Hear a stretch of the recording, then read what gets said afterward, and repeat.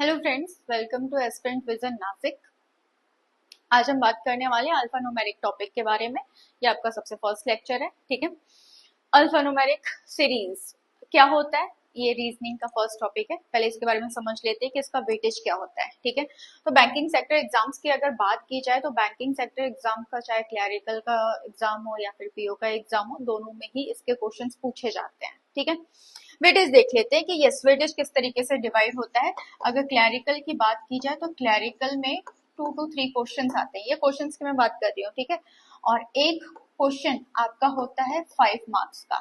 मतलब आप कह सकते हो कि 10 to 15 मार्क्स का वेटेज रखता है आपका क्लैरिकल फॉर्म में। वही बात की जाए अगर पीओ की, तो पीओ में इसका एक क्वेश्चन तो पूछा ही जाता है। मतलब आपका पीओ में 5 मार्क्स का ये वेटेज रखता है, ठीक है। इतना क्लियर है। अब आते हैं टॉपिक पे। टॉपिक में क्या बोला जा रहा है।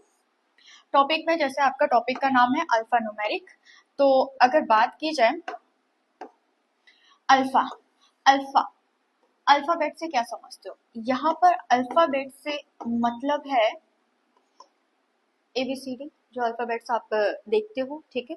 और न्यूमेरिक न्यूमेरिक का मतलब है यहाँ पर नंबर्स 1 2 3, ठीक है। तो इनको मर्ज करके एक सीरीज फॉर्म की जाती है। वो एक सीरीज और उसके बेसिस पे 5 क्वेश्चंस पूछे जाते हैं, ठीक है। लेकिन सिर्फ अल्फा और नंबर्स ही नहीं होते, कुछ सिंबल्स भी होते हैं। और इन तीनों को मर्ज करके जब एक सीरीज बनती है तो आपके पास आता है अल्फा न्यूमेरिक सीरीज। इतना क्लियर। एक बार देखते हैं कि क्वेश्चंस क्या होते हैं और किस तरीके से क्वेश्चंस पूछे जाते हैं, ठीक है।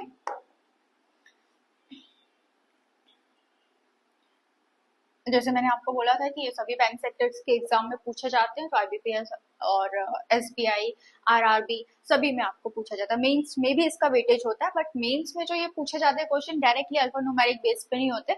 अल्फा न्यूमेरिक प्लस इनइक्वालिटी मर्ज करके ये क्वेश्चंस बनाए जाते हैं। इनइक्वालिटी के बारे में भी बात करेंगे।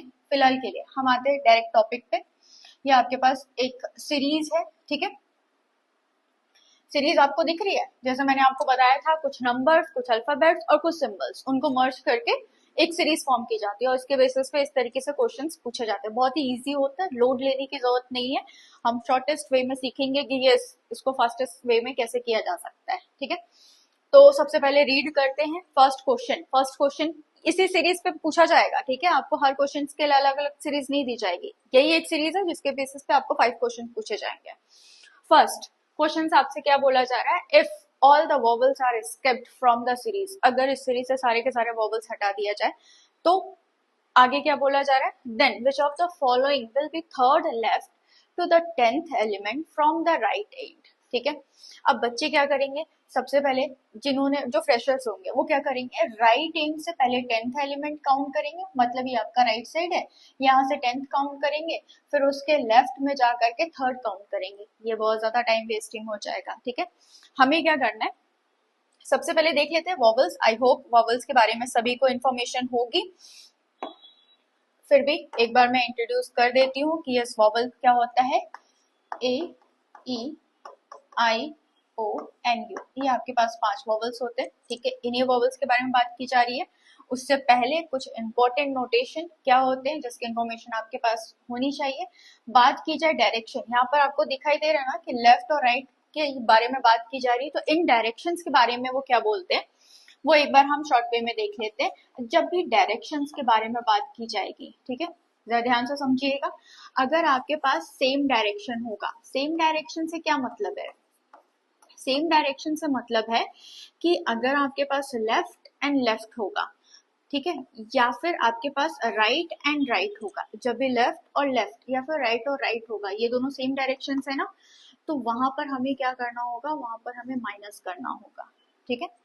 और अगर बात की जाएगी अपोजिट डायरेक्शन की, तो ये अपोजिट डायरेक्शन क्या होता है। अपोजिट डायरेक्शन जैसे इसका अपोजिट होता है, जैसे कि आपके पास लेफ्ट और राइट के बारे में बात की जाए या फिर राइट और लेफ्ट के बारे में बात की जाएगी, तो वहां पर आपको ऐड करना होता है। ओके, इतना ध्यान रहेगा, ये नोट कर लीजिएगा कि सेम डायरेक्शन होगा तो लेफ्ट और लेफ्ट वहां पर माइनस किया जाएगा, और अपोजिट डायरेक्शन होगा लेफ्ट राइट या फिर राइट लेफ्ट, तो वहां पर आपको प्लस करना होता है, ठीक है। अब आते हैं क्वेश्चन पे। क्वेश्चन में आपको क्या बोला जा रहा है, if all the vowels are skipped, अगर सारे के सारे वोवेल्स को रिमूव कर दिया जाए, then third to the left, third to the left end tenth from the right, tenth from the right. ठीक है, तो अपने पास डायरेक्शन क्या है, लेफ्ट और राइट, अपोजिट डायरेक्शन है ना। जैसे अपोजिट डायरेक्शन आएगा तो सबसे पहले आपको क्या करना है, प्लस करना है। तो यहाँ पर 10 और 13 जब हम ऐड करेंगे, 3 और 10 जब हम ऐड करेंगे तो आपके पास कितना आएगा, 13। ठीक है, अब इंपॉर्टेंट चीज ये होती है कि मैम काउंटिंग किधर से करनी है, लेफ्ट साइड से या फिर राइट साइड से। तो जहां पर क्वेश्चन एंड होता है और एंड होने से पहले जो भी डायरेक्शन आपके पास दी जाएगी, हमें काउंटिंग उधर से ही स्टार्ट करनी है। ओके, तो फर्स्ट यहाँ पर क्या बोला जा रहा है, राइट साइड, और राइट साइड से हमें काउंट क्या करना है, 13। ठीक है, लेकिन ध्यान ये भी रखना है कि वोवेल्स को स्किप करना है, वोवेल्स को काउंट नहीं करना है। इसलिए मैंने आपको स्टार्टिंग में बोला था टाइम मैनेजमेंट बहुत ज्यादा जरूरी होता है, जितना इजी उतना ज्यादा आपका टाइम मैनेजमेंट होना चाहिए। तो यहाँ से हमको 13 काउंट करना है। ध्यान रखना वोवेल्स को स्किप करना है, 1 2 3, ई को स्किप कर देंगे, 4 5 6 7 8 9 10 11 12 13। 13 नंबर पे आपके पास क्या आ रहा है, एफ। तो इसका आंसर क्या हो जाएगा, एफ। ठीक है, क्लियर है, आई होप सो। मूव करते हैं नेक्स्ट क्वेश्चन पे। नेक्स्ट क्वेश्चन में क्या बोला जा रहा है, how many numbers in the given series are immediately preceded, एक वर्ड आया है आपके पास प्रीसीडेड, ठीक है, बाय अ कंसोनेंट। कंसोनेंट का मतलब क्या होता है, जितने भी वोवेल्स होते हैं अल्फाबेटिकल सीरीज में, अगर उनको रिमूव कर दिया जाए तो जो रिमेनिंग अल्फाबेट्स आपके पास बचेंगे वो सारे क्या हो जाएंगे, कंसोनेंट। ठीक है, तो ये कंसोनेंट के बारे में बात किया जा रहा है। एंड इमीडिएटली फॉलोड, फॉलोड का मतलब क्या होता है, फर्दर, आगे, आगे के बारे में बात की जा रही है। ठीक है, बाय अ सिंबल। अगर ऐसा क्वेश्चन आ जाए तो आपको क्या करना है, एक शॉर्ट वे में आपको नोट्स ऐसे बना लेने हैं कि हाउ मेनी नंबर्स। देखो सबसे पहले बात किसके बारे में की जा रही है, नंबर्स के बारे में। तो आप अपने लिए, अपने याद रखने के तरीके के लिए आप क्या कर सकते हो कि कोई भी एक रेंडम नंबर ले लो। ठीक है, number in the given series are immediately preceded. Preceded का मतलब होता है पहले, मतलब इस नंबर से पहले आपके पास क्या आना चाहिए, कंसोनेंट। अब कंसोनेंट एबीसीडी कुछ भी आ जाए, ठीक है। उसके बाद क्या बोला जा रहा है, and immediately followed by a symbol, और इसके बाद आना चाहिए एक सिंबल। तो हमने एक सिंबल ले लिया। ध्यान में क्या रखना है, सबसे पहले टारगेट करना है उस नंबर को। तो इस सीरीज में हम ढूंढ करके निकालेंगे वो नंबर। ठीक है, जैसे हमें एक नंबर मिलेगा हम सबसे पहले चेक करेंगे क्या उसके पहले कंसोनेंट है और क्या उसके बाद सिंबल है क्या। ठीक है, तो हमें हमारा पेयर मिल जाएगा। जब यहाँ से स्टार्ट करते हैं तो हमें पहला नंबर मिला है 4। 4 से पहले आपको कंसोनेंट चाहिए क्या, 4 से पहले आपको कंसोनेंट दिख रहा है, नहीं। 4 से पहले आपको क्या दिख रहा है, वोवेल, ये नहीं हो सकता। आगे मूव करते हैं तो हमें सेकेंड नंबर मिलता है 6। 6 से पहले तो सिंबल है, नहीं चाहिए। ठीक है, आगे जाते हैं तो फिर एक नंबर मिलता है 2। 2 से पहले आपके पास क्या दिख रहा है, वोवेल, नहीं हो सकता है। ठीक है, 8। 8 से पहले सिंबल है, ये भी नहीं हो सकता। 3। 3 से पहले भी एक सिंबल है। फिर उसके बाद 7। 7 से पहले कंसोनेंट है, यस कंसोनेंट तो है। क्या 7 के बाद आपके पास सिंबल दिख रहा है क्या, यस डेफिनेटली 7 के बाद हमें एक कंसोनेंट दिख रहा है। ये आपके पास है एक नंबर और उससे पहले कंसोनेंट, और उसके बाद आपके पास क्या आ जाएगा, एक सिंबल। यही तो चाहिए था। आगे चेक करते हैं क्या आगे कोई और पेयर है क्या। तो ये नंबर दिखा, नंबर से पहले आपके पास कंसोनेंट है लेकिन नंबर के बाद सिंबल तो नहीं है। ठीक है, ये नहीं हो सकता। एक और नंबर दिखा, नंबर और उससे पहले आपके पास क्या दिख रहा है, वोवेल। सीरीज खत्म हो गई। ठीक है, तो हमारे पास पेयर क्या मिलता है, हमारे पास पेयर मिलता है सिर्फ एक। कि यहाँ पर आपके पास ऑप्शन में एक है क्या, तो नहीं, नन। हम क्या टिक करेंगे, नन। ओके, हमारा ऑप्शन क्या हो जाएगा, नन। ये ऑप्शन डी हो जाएगा। आगे मूव करते हैं, ये सेकंड क्वेश्चन आपका हो गया। ठीक है, yes third question. Third question में क्या बोला जा रहा है, 4 of the following 5 are like in a certain way. वो इन कंक्लूजन की बात कर रहा है, जो ऑप्शन है उनके बारे में बात की जा रही है। ठीक है, 4 of the following 5 are like in a certain way and thus form a group. Which of the following does not belong to the group? अब ये क्वेश्चन बहुत इजी है। इसमें क्या बोला जा रहा है, मैं एक बार एक्सप्लेन कर देती हूँ। ये जो 5 आपके पास ऑप्शंस है ना, इसमें ये बोला जा रहा है कि 5 ऑप्शंस में से जो 4 ऑप्शंस होंगे वो सेम ग्रुप को बिलोंग करेंगे और कोई एक जो होगा वो ऑड होगा, वो उस ग्रुप को बिलोंग नहीं करेगा।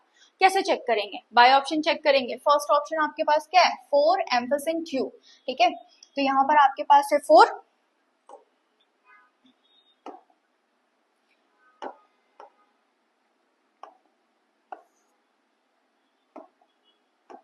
ओके यहाँ पर आपके पास है 4, ठीक है। पहला ऑप्शन है 4 एम्फिसेंट यू, यहाँ पर 4 और उसके बाद एक दो को ड्रॉप करके उन्होंने क्या दिया है? एम्फिसेंट एंड देन यू, और 4 से जस्ट पहले क्या है? यू।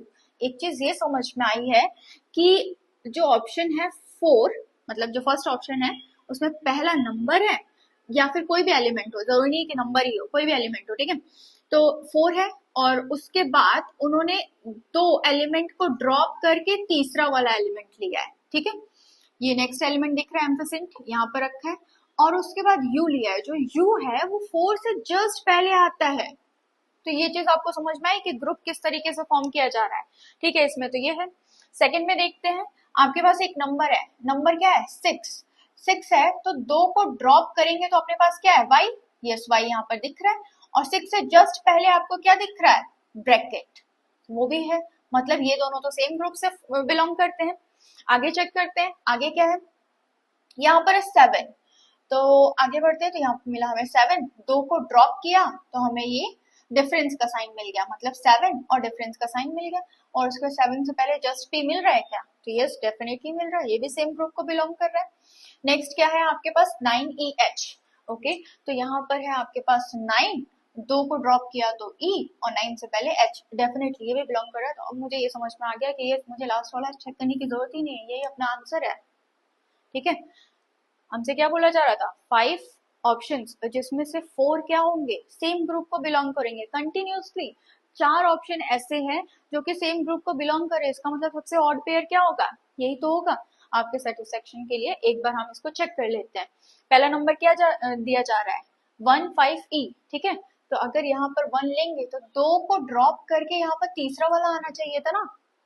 यहाँ पे क्या दिया जा रहा है? 5 को उन्होंने दे दिया है, तो ये यही सबसे ऑड पेयर होगा। क्लियर? फिर आगे मूव करते हैं, आगे क्या बोला जा रहा है? What will be the resultant when second prime number? अब यहाँ पर थोड़ा सा मैथ्स का आपको रोल देखने के लिए मिलेगा। What will be the second prime number? पहले बताओ prime number, first prime number क्या है आपके पास? फर्स्ट प्राइम नंबर है आपके पास 2, देन 3, देन उसके बाद आपके पास क्या आ जाएगा? 5 एंड सो ऑन, इस तरीके से प्राइम नंबर चलता जाएगा, ठीक है। फिलहाल के लिए हमें काम किस पे करना है? सेकंड प्राइम नंबर पे। अपने पास सेकंड प्राइम नंबर क्या है? 3, okay. From the left and, ठीक है, लेफ्ट एंड से सेकंड प्राइम नंबर। अब ये जरूरी नहीं कि आप 3 ही ले लो, यहाँ से इस सीरीज में हम काम करेंगे, इस सीरीज में हम चेक करेंगे कि सेकंड प्राइम नंबर कौन सा आ रहा है। तो पहला आपके पास ये है, ये तो प्राइम नंबर है नहीं, ये भी प्राइम नंबर नहीं है।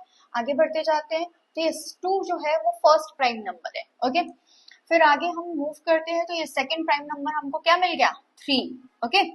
फिर आगे क्या बोला जा रहा है? फ्रॉम द लेफ्ट हैंड से हमने सेकंड प्राइम नंबर 3 ले लिया है, is multiplied with the first composite number. एक नया टर्म आया है, कंपोजिट नंबर। कंपोजिट नंबर क्या होता है? दोनों में डिफरेंस बता देती हूँ। अगर बात की जाए प्राइम नंबर की, ठीक है, तो प्राइम नंबर क्या होता है? जिसके 2 फैक्टर होते हैं, एक वो खुद होता है और एक जिससे वो डिविजिबल हो सकता है, मतलब किसी से भी एक इटसेल्फ, यहाँ पर मैं इटसेल्फ लिख देती हूँ। एक वो नंबर जो कि खुद से डिविजिबल हो सकता है, और एक कोई उसका एक फैक्टर होता है जिससे वो डिवाइड होता है, ये प्राइम नंबर्स होते हैं। कंपोजिट क्या होता है?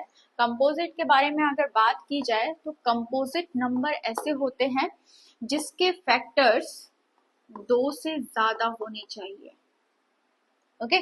उसे हम क्या कहेंगे? Composite number. एग्जाम्पल के लिए, अगर एग्जाम्पल के लिए मैं बात करूं, तो अगर एक नंबर ले लिया जाए 8 के फैक्टर्स क्या क्या हो सकते हैं? 8 1 से डिवाइड हो सकता है, 8 2 से डिवाइड हो सकता है, 8 4 से डिवाइड हो सकता है, और 8 खुद से भी डिवाइड हो सकता है। तो इसके फैक्टर्स 2 से ज्यादा दिख रहे हैं? ये आपका हो गया कंपोजिट नंबर। सेम एज अगर 6 की बात की जाए तो 6 भी एक कंपोजिट नंबर हो सकता है, ये 1 से डिवाइड हो सकता है, ये 3 से डिवाइड हो सकता है, ये 2 से डिवाइड हो सकता है और ये 6 से भी डिवाइड हो सकता है। ओके, ये आपके पास हुआ composite number. From the left मतलब आपको फर्स्ट कंपोजिट नंबर लेना है लेफ्ट साइड से। लेफ्ट साइड से अगर कंपोजिट नंबर की बात की जाए, फर्स्ट कंपोजिट नंबर, ठीक है, ओके, लेफ्ट साइड इधर है, इधर से हम फर्स्ट कंपोजिट नंबर लेंगे। तो क्या फर्स्ट कंपोजिट नंबर आपको 4 दिख रहा है? क्या 4 कंपोजिट नंबर हो सकता है? एक बार चेक कर लेते हैं। 4 1 से डिविजिबल है, 4 2 से डिविजिबल है और 4 खुद से भी डिविजिबल है। तो क्या 4 के 2 से ज्यादा आपको फैक्टर्स दिख रहे हैं क्या? डेफिनेटली दिख रहा है। तो यहाँ पर बोला जा रहा है what will be the resulting when the second prime number 3 from the left side, yes हमने ले लिया है left hand, and is multiplied, और इसे मल्टीप्लाई करना है with the first composite number from the left side. Left side से first composite number आपके पास क्या आएगा? 4। तो इनका रिजल्टेंट आपके पास कितना आ जाएगा? 12। कौन सा ऑप्शन? बी। ओके, फिर आगे मूव करते हैं। ये आपका लास्ट क्वेश्चन होगा।